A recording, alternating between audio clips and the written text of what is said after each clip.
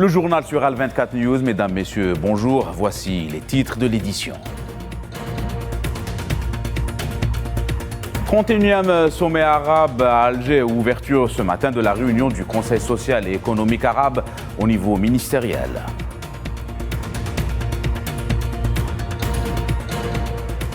Et à l'ordre du jour aussi, la réunion des chefs des diplomaties arabes. On revient sur les points forts avec notre envoyé spécial en direct du CIC.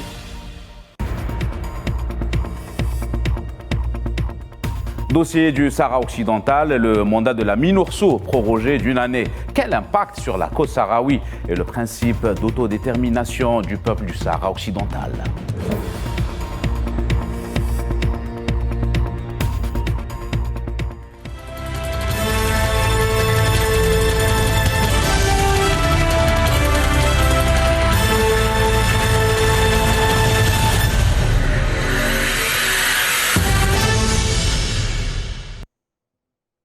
Voilà pour les titres. J-4 du sommet arabe d'Alger, les travaux des réunions préparatoires pour le Conseil économique et social arabe au niveau ministériel. Elle intervient au lendemain de la rencontre des hauts responsables du Conseil. 21 clauses ont été débattues et inscrites à l'ordre du jour. Plusieurs questions importantes sont évoquées, notamment le progrès réalisé dans le dossier de la grande zone arabe de libre-échange, ainsi que la création de l'Union douanière arabe. Il est aussi question d'économie numérique, économie parallèle ou encore la relance de l'économie dans la région après la pandémie du Covid-19.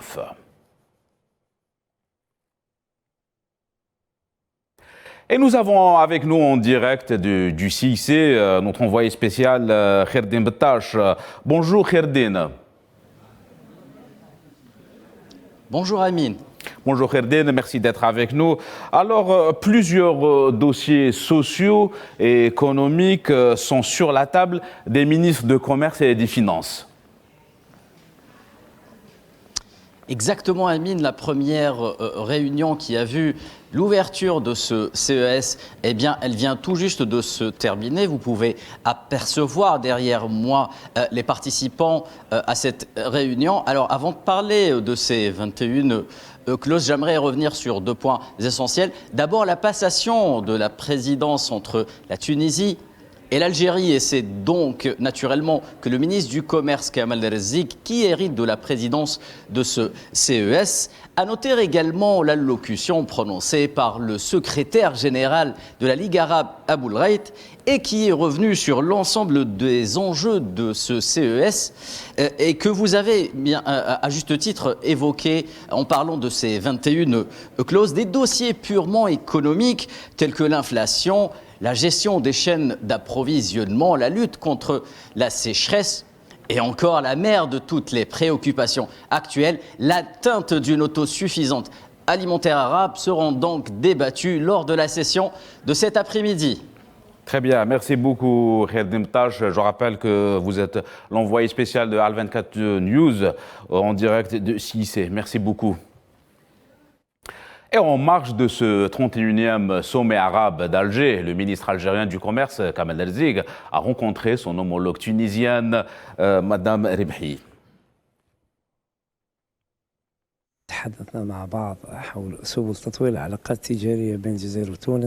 Nous avons évoqué ensemble les voies de développement des relations bilatérales et multilatérales.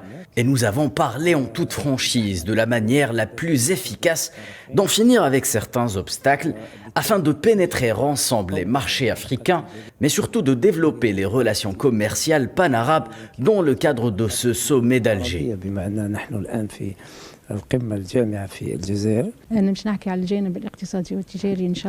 J'espère que sur le plan économique, ce sommet arabe parvienne à rassembler les pays arabes, notamment vis-à-vis de la crise économique mondiale qui pèse de tout son poids sur le niveau des prix et des approvisionnements en matières premières. Et c'est pour cela que nous devons travailler ensemble pour l'intérêt des pays arabes lors de ce sommet.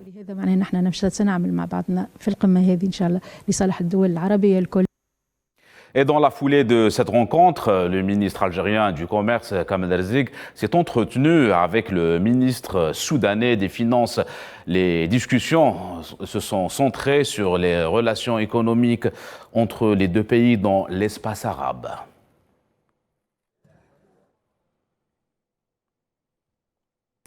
Et au plan politique, le projet de l'ordre du jour du 31e sommet d'Alger a été défini par les délégués permanents et hauts responsables de la Ligue arabe. Des questions comme l'incontournable cause palestinienne ainsi que les relations du monde arabe avec l'Iran et la Turquie, mais aussi la réforme de l'organisation sont notamment retenues.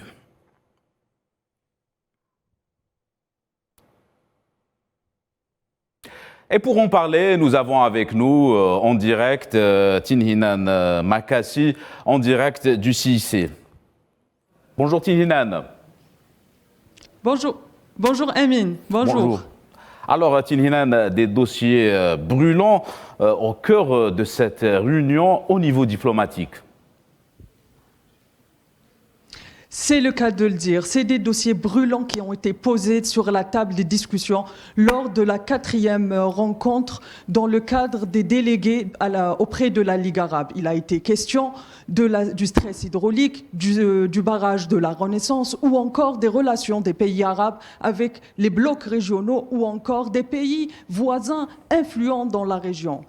Autre dossier important qui a été traité et qu'on peut aussi qualifier de dossier chaud, c'est la relation des pays arabes avec la Turquie et l'Iran notamment. Mais ce sommet, ce 31e sommet qui s'inscrit dans la continuité et qui se veut historique est aussi l'occasion de parler de réforme. D'ailleurs, c'est la délégation algérienne qui inscrit la réforme dans les ordres du jour de ce 31e sommet. Il faut le dire que le renouveau est déjà au sein même de l'organisation de ce 31e sommet, puisque c'est le premier sommet de la Ligue arabe sans papier. Une initiative qui a été fortement saluée par l'ensemble des participants, mais aussi des journalistes. Je discutais tout à l'heure avec des confrères venus d'autres pays. Cette initiative plaît et elle est encouragée puisque la protection de l'environnement font aussi partie des questions de l'heure que doit se poser le monde arabe, au même titre que la sécurité alimentaire qui a été fortement débattue. Les débats, bien qu'ils soient chauds, on tient... Très bien. Oui, Amine. Merci beaucoup, Tinhinan Makassi. On revient à vous dans nos prochaines éditions. Je rappelle que vous étiez avec nous en direct du CIC. Merci beaucoup. Et des dossiers politiques évoqués justement lors de la désormais traditionnelle conférence de presse donnée par Abdelhamid Chibira, représentant permanent de l'Algérie auprès de la Ligue arabe. Dans le même sillage de ce qui a été dit jeudi lors de la conférence de presse concernant le point essentiel de l'ordre du jour. Aujourd'hui, nous nous sommes attelés à d'autres questions, aussi dont le caractère est éminemment politique, en particulier les relations des États du monde arabe avec des organisations régionales.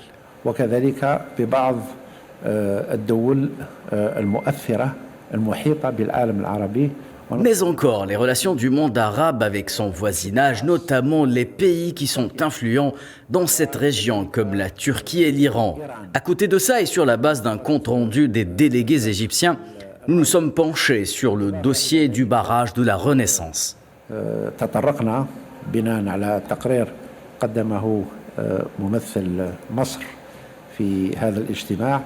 حول التطورات التي حصلت بخصوص سد النهضة. Et un autre dossier avec un enjeu majeur, la sécurité hydrique. Il en sera question lors de ce sommet des dirigeants arabes à Alger les 1er et le 2 novembre prochains. La sécurité hydrique, à l'instar de l'énergétique ou encore de l'alimentaire, l'or bleu, c'est désormais un enjeu capital pour les années à venir dans le monde arabe. Karim Bouaziz. L'enjeu de l'or bleu sous couvert par des débats habituels de l'exploitation du gaz et du pétrole dessine néanmoins les conflits du moment dans plusieurs régions du monde et sans doute le casus belli des futures confrontations.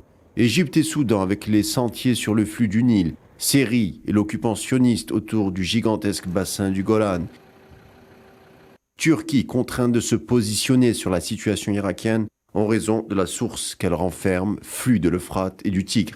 Et enfin, l'Algérie et la nappe dalbienne, enjeu impactant durant des années notre relationnel avec la Libye de feu Muammar el-Kadhafi, À vrai dire, les exemples du déterminisme de la ressource en eau pesant sur les rapports entre pays limitrophes ne manquent pas et risquent de s'allonger encore demain. Très peu d'intérêts sont divulgués au public. Or, les décideurs mondiaux sont inquiets, rejoignant ainsi des experts unanimes. Dans un avenir plus ou moins proche, dans de nombreux endroits du monde, l'eau sera rare, chère et hors de portée. Selon une donnée émanant de l'ONU, 5 personnes meurent dans le monde car n'ayant pas accès à l'eau. Le risque de pollution, par exemple, et les environnements insalubres tuent chaque année 2,6 millions d'individus, dont 90% ont moins de 14 ans. Ajoutons à ce tableau menaçant le facteur climatique, on le sait, des populations entières seront mises en péril par manque d'eau. Des interrogations déclinées urgemment lors du prochain sommet arabe. Les pays participants sont bien entendu concernés par ces enjeux. Les défis sont déjà là, comment les relever? La sécurité alimentaire par exemple, toutes les contrées arabes ne sont pas logées à la même enseigne. Les capacités de financement sont disparates, type pays du Golfe. D'autres à la place ont des ressources naturelles en eau importantes, telles que l'Égypte. Le Soudan, l'Algérie, eux, disposeraient de terres sous-exploitées. Une vision dès lors s'impose, la fédération des moyens pour l'équilibre de tous. Des experts plaident également pour la création d'un fonds d'investissement spécial, voire même d'un conseil dédié à la ressource en eau, afin de parler d'une même voix mutualisée. Le XXe siècle a été le théâtre d'affrontements pour l'or noir. Notre siècle pourrait être celui des massacres pour l'or bleu. Le sommet arabe est une occasion à ne pas rater pour répondre d'ores et déjà à ce défi, à savoir la garantie de disposer d'une eau potable, abordable, en quantité suffisante pour échapper à ce que de nombreux vivent déjà, le spectre du stress hydrique. Voilà, mesdames et messieurs, pour ce qui est de cette journée du 31e sommet arabe à Alger. Au Moyen-Orient, le ministère de la Santé palestinien a annoncé aujourd'hui que 2 Palestiniens sont tombés en martyrs après que les forces d'occupation ont tiré sur eux et en ont blessé 2 autres dans la nuit près du poste de contrôle militaire au sud de Nablus, dans le nord de la Cisjordanie occupée. Les soldats de l'occupation avaient ouvert le feu sur Imad Abou Rachid, 47 ans, le blessant gravement par balle réelle à la tête. Il a été annoncé mort quelques minutes plus tard. C'est ce qu'a précisé le ministère palestinien dans un communiqué. Nous vous le disions en titre, le Conseil de sécurité de l'ONU vient de proroger le mandat de la MINURSO d'1 année jusqu'au 31 octobre 2023, ce qui signifie que le règlement de la cause sahraoui est aussi reporté pour la énième fois pour une date ultérieure, prolongeant ainsi l'attente du peuple sahraoui. Les détails avec Lila Gertal. Le mandat de la MINURSO prorogé d'1 année, le référendum d'autodétermination du peuple sahraoui recalé pour une date ultérieure, une autre année ou 1 année de plus de report du référendum empêchant les Sahraouis de se prononcer sur leur avenir. Un référendum maintes fois reporté avec les mêmes prétextes invoqués. La résolution 2654 a été adoptée par 13 voix pour et 2 abstentions, celle de la Russie et du Kenya. Les 2 pays ont estimé que le projet de texte dans les États-Unis sont le porte-plume et, je cite, déséquilibré et propose plusieurs révisions. Le représentant de la Russie au Conseil de sécurité a également expliqué que la résolution ne reflète pas du tout la situation sur le terrain et ne va sans doute pas contribuer aux efforts de l'envoyé spécial Stéphane de Mistura. Alors que le Conseil de sécurité a appelé à la reprise des négociations sous les auspices du secrétaire général de l'ONU. Les discours parlent tous de solutions, mais il semblerait que la mise en application de cette solution trouve toujours problème à se concrétiser, se perdant ainsi entre les lignes des résolutions et des consignes et se meurt dans des verbiages et une langue de bois qui dit tout mais n'offre absolument pas grand-chose. Voilà, mesdames et messieurs, c'est la fin de cette édition. L'information continue sur Al 24 News. Excellent après-midi.